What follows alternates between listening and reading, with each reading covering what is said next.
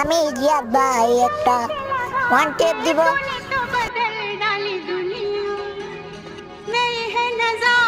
একটা ওয়ান টেপের লাগে এই জিয়াদ ভাই আপনি ওয়ান টেপ না দিয়ে আল্লাহ কিভাবে মিলে গেলেন ওয়ান টেপ।